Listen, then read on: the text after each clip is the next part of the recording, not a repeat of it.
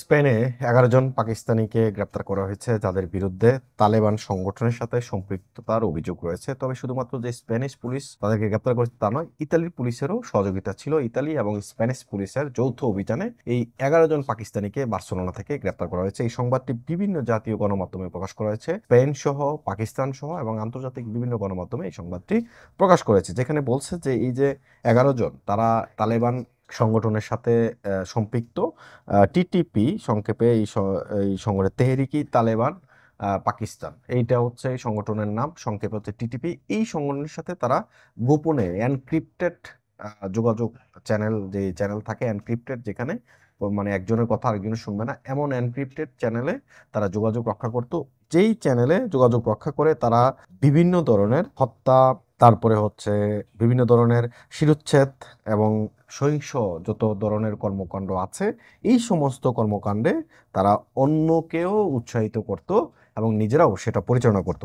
নিষিদ্ধ সন্ত্রাসী সংগঠন তেহরিকি তালিবান পাকিস্তান টিটিপির সাথে জড়িত থাকার সন্দেহে স্প্যানিশ পুলিশ ১১ জন পাকিস্তানি নাগরিককে গ্রেপ্তার করেছে। স্প্যানিশ গণমাধ্যমের মতে জাতীয় পুলিশ মেসোস ডি স্কোয়াড্রা এবং ইতালি পুলিশ ডি স্টেটের যৌথ অভিযানের ফলে সন্দেহভাজনদের বিরুদ্ধে পাকিস্তানি বংশোদ্ভূত একটি সন্ত্রাসী সংগঠনের সাথে সম্পর্ক থাকার অভিযোগ রয়েছে, যারা এনক্রিপ্টেড করা যোগাযোগ চ্যানেলের মাধ্যমে হত্যা, শিরোচ্ছেদ সহ সহিংস কর্মকাণ্ড উৎসাহিত করে আসছিল। তদন্তে জানা গেছে যে টিটিপির সাথে যুক্ত এবং পাকিস্তানি তালেবান নামে পরিচিত একটি গোষ্ঠীটি একটি শ্রেণীবদ্ধ কাঠামোর সাথে কাজ করত। সংগঠনটি তাৎক্ষণিক বার্তা প্ল্যাটফর্ম ব্যবহার করে অনুসারীদের ধর্মান্তরিত করত এবং ইউরোপে সম্ভাব্য লক্ষ্যবস্তু চিহ্নিত করত। স্প্যানিশ জাতীয় পুলিশ জানিয়েছে যে তদন্তটি চলমান অভিযানের তৃতীয় পর্যায়ের অংশ, যার ফলে গত ৩ বছরে স্পেনে ৩০ জনকে গ্রেপ্তার করা হয়েছে। আটককৃতদের মধ্যে ১০ জন বার্সেলোনায় এবং এর মহানগর এলাকায় গ্রেপ্তার করা হয়েছে, একজনকে ইতালি থেকে গ্রেপ্তার করেছে। অর্থাৎ ১১ জনের মধ্যে যে ১০ জন, সেই ১০ জন গ্রেপ্তার করেছে বার্সেলোনা থেকে আর একজনকে গ্রেপ্তার করা হয়েছে ইতালি থেকে। ৩ বছর যাবৎ পুলিশ তাদের পেছনে ছিল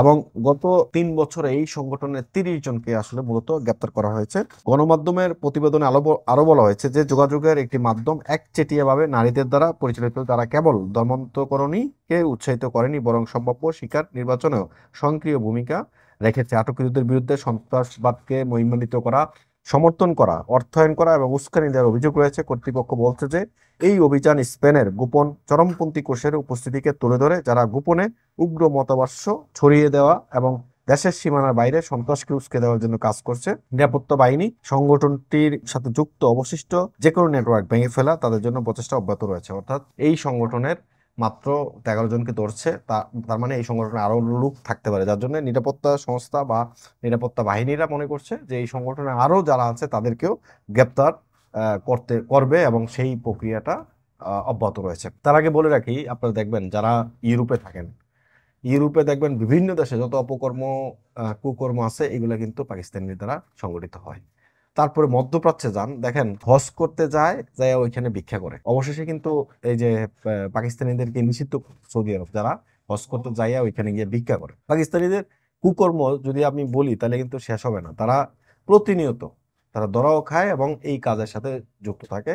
আমরা বাংলাদেশিরা গুটি কয়েকজন, যদিও এটা বৃহৎ আকারে এই ধরনের কোনো সংবাদ হয়নি, তবে কিছু কিছু মানুষ নিজেদের মধ্যে একটা অশান্তি তৈরি করে রাখে বা আধিপত্য বিস্তার করতে চায়। বিভিন্ন রাজনৈতিক সংগঠনের কারণেও হতে পারে, সেটা ব্যক্তি পর্যায়ের কারণে হতে পারে, কিন্তু গ্লোবালি এই যে পাকিস্তানের মতো এমন ঘটনা বাংলাদেশিদের জীবনে নাই। হ্যাঁ, বাংলাদেশের নিজেরা করতে পারে, কিন্তু গ্লোবালি এরকম ধরনের ঘটনা ঘটায় নাই। তো সুতরাং এই পাকিস্তান থেকে সাবধানে থাকবেন বাংলাদেশি যারা যেখানে যে দেশে অবস্থান করছে। এমআইবি সংবাদ ও সংবাদ সংশ্লিষ্ট অনুষ্ঠান দেখতে ভিজিট করুন www.mibtelevision.tv ও facebook.com/mibtelevision.tv এবং সাবস্ক্রাইব করুন youtube.com/mibtelevision এ।